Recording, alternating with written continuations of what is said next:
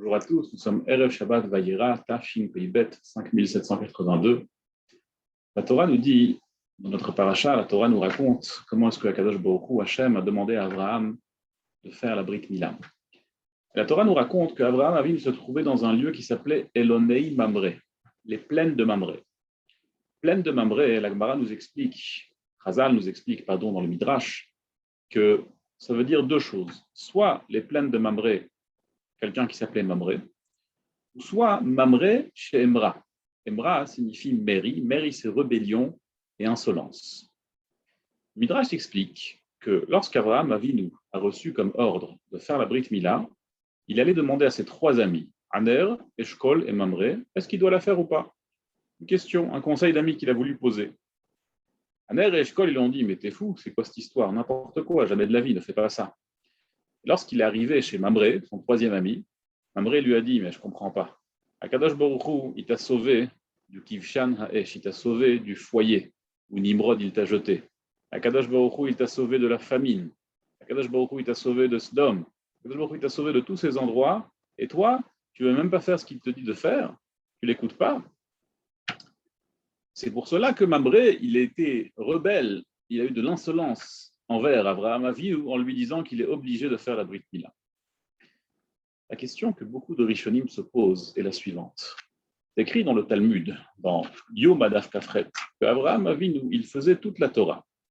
Même des choses qui n'ont été que décrétées beaucoup plus tard que par Chazal. Par exemple, Yeruvei Tavshilin. Yeruvei Tavshilin, comme nous avons vu dans la Gemara de Masechet Beitza, c'est une action qu'on doit faire avant Yom Tov pour pouvoir cuisiner depuis Yom Tov pour Shabbat. C'est quelque chose qui a été décrété des millénaires après Abraham Avinu.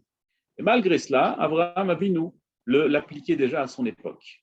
Agmara, elle apprend un pasouk parce que Akadosh Baruch Hu dit qu'Abraham Avinu, il faisait Torotai, Métorot. C'est quoi Métorot? C'est qu'Abraham Avinu, il accomplissait la Torah qui est écrite et la Torah qui est aussi verbale, la Torah chez Baal Peh que Chazal, que nos sages ont instauré bien plus tard. Et la question qui se pose, c'est que si Abraham Avinu il accomplissait toute la Torah, et même quand on voit dans le début de notre paracha qu'Abraham Avinu il mangeait la matzah pendant Pessah, alors que les Bnei Israël n'étaient pas encore sortis d'Égypte, comment ça se fait qu'Abraham Avinu s'est posé la question un seul instant, est-ce qu'il doit faire la Brit Mila ou pas? Non, c'est quand même étonnant. Abraham Avinu, il faisait des mitzvot sur lesquels il n'a pas été ordonné, à plus forte raison qu'il devrait faire les mitzvot qu'Akadosh Baruch Hu lui a donné pour ordre de faire, non? Et comment ça se fait qu'il a posé la question à ses amis, ça vaut le coup, ça ne vaut pas le coup, qu'est-ce que vous en pensez, je le fais pas? Très étonnant. Sur ça, il y a deux réponses très connues. La première réponse, c'est celle qui est rapportée dans certains Rishonim, qui dit la chose suivante. Il y a une règle dans la Gemara, Gadol ha-metzuve ve'ose, mishe'ino metzuve ve'ose. Celui qui a reçu comme ordre de faire quelque chose, et il le fait, c'est encore plus grand que celui qui fait quelque chose de manière bénévole. C'est vrai qu'intuitivement, on aurait peut-être dit le contraire. Si quelqu'un fait quelque chose de bénévole, on dit « Ah, ça c'est sympa, ça, c'est gentil ». Bon, si il a reçu comme ordre, alors il le fait, parce qu'il est contraint. En vérité, ce n'est pas vrai. Quand quelqu'un le fait parce qu'il est metzouvé, il a reçu ça comme ordre, c'est encore mieux que celui qui le fait de manière bénévole. Et donc, Abraham Avinu, toutes les mitzvot de la Torah, il a préféré les faire, bien qu'il les faisait bénévolement. La mitzvah de Brit Mila, c'est quelque chose qu'on peut faire qu'une seule fois. Et donc, s'il l'avait fait avant, sans avoir reçu comme ordre de faire la Brit Mila, ça aurait été trop tard. Donc, il a voulu attendre de recevoir l'ordre explicite d'Akadosh Baruch Hu pour faire la Brit Mila. Ce n'est toujours pas suffisant, parce qu'on n'a toujours pas compris pourquoi est-ce qu'Abraham Avinu a demandé un conseil à ses amis s'il devait le faire ou pas. Ça tombe sous le sens qu'Abraham Avinu devait le faire. Il y a une deuxième réponse que certains veulent dire. Cette réponse, elle a été donnée par Rabbi Yehuda, le fils du Rosh. Le Rosh, il avait deux fils qu'on connaît. Il avait Rabbi Yaakov, qui a écrit un livre très connu qui s'appelle Le Tour, les Arba Tourim. Il avait aussi un autre fils qui s'appelle Rabbi Yehuda, qui a lui aussi écrit des livres. Lui, il explique, en vérité, si Abraham Avinu n'avait pas reçu la mitzvah explicite d'Akadosh Baruch Hu de faire la Brit Mila, qui aurait autorisé Abraham Avinu de se mutiler le corps sans recevoir l'autorisation explicite d'Akadosh Baruch Hu, la mitzvah explicite de faire la Brit Mila, Abraham Avinu n'avait pas le droit de se mutiler le corps. Abraham Avinu ne voulait pas changer la nature sans recevoir un ordre explicite d'Akadosh Baruch Hu. Et ainsi, on voit qu'Abraham Avinu n'a pas prié à Akadosh Baruch Hu qui lui donne des enfants lorsqu'il était stérile. Donc on voit qu'à cette période-là, Abraham Avinu a jugé que ce n'est pas une bonne chose de vouloir changer la nature si ça ne vient pas de la part d'Akadosh Baruch. Mais ça, toujours, ça nous dérange encore une fois. Pourquoi est-ce qu'Abraham Avinu a demandé conseil à ses amis?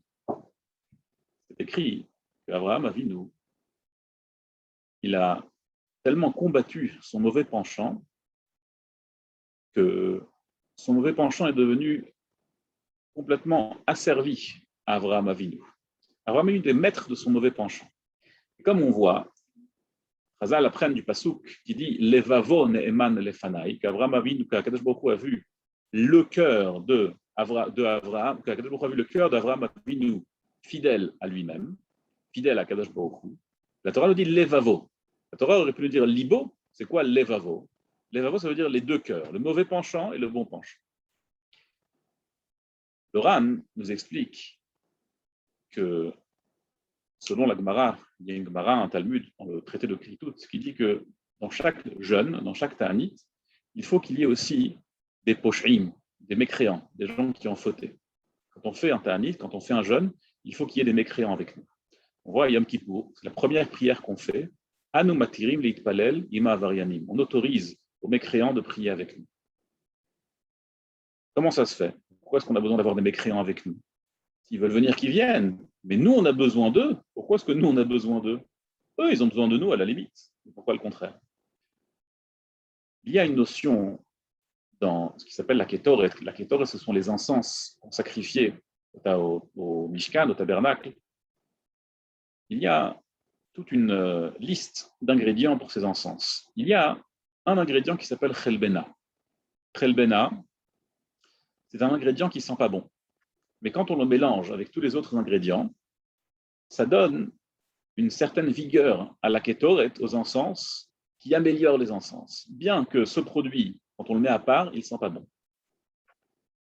Dit le Ran, dans cette drachote, que c'est la même chose pour le ta'anit.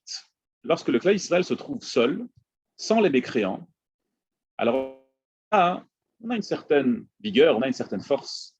Mais lorsque les mécréants se trouvent avec nous, ça booste tout l'équilibre qu'il y a dans le clan Israël et ça le donne une nouvelle force, une nouvelle puissance qui permet aux ta'anit et aux tfilot d'être écoutés par Akadosh Baruch.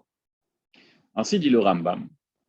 Un Baal Tchouva, quelqu'un qui a fait Tchouva, versus quelqu'un qui est tzaddik depuis sa naissance, le Baal Tchouva est encore plus fort. Parce que lorsqu'il a un mauvais penchant, il doit le combattre de manière continue.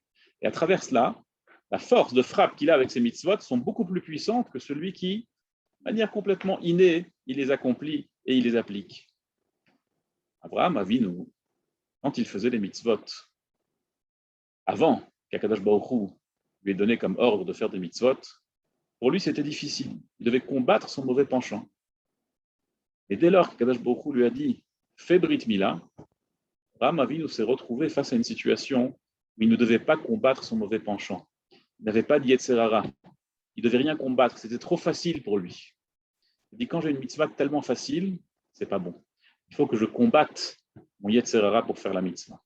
Comment est-ce qu'il allait le faire? Il allait demander à ses amis, est-ce que je dois faire Brit Mila ou pas? Et comme ça, quand il allait avoir de la mauvaise influence, grâce à cela, il aurait pu combattre son mauvais penchant. Parce qu'il pouvait avoir un mauvais penchant. Avant ça, il n'avait pas.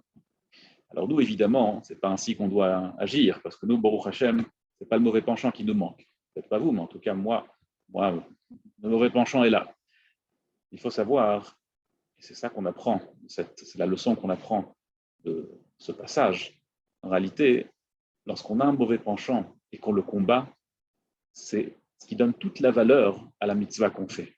Ce qui donne toute la valeur à la avera qu'on n'a pas fait. Si on n'a pas de mauvais penchant et qu'on fait quelque chose, c'est bien, mais c'est rien à voir, c'est pas du tout aussi fort que si on a fait quelque chose en combattant notre Yetzer Hara, en combattant notre mauvais penchant.